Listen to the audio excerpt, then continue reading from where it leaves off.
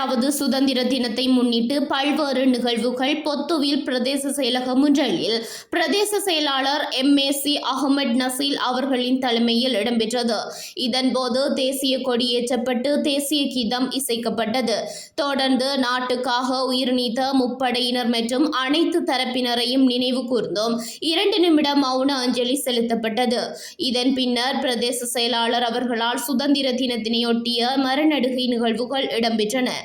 அத்துடன் பிரதேச செயலாளர் அவர்கள் அரசாங்கத்தினுடைய தேசிய கொள்கை திட்டங்களை வினைத்திறனாக நடைமுறைப்படுத்துவதனூடாக பிரதேச மற்றும் நாட்டை கட்டியெழுப்புவோம் எனும் தொனிப்பொருளில் சுதந்திர தின உரையினை மேற்கொண்டார்.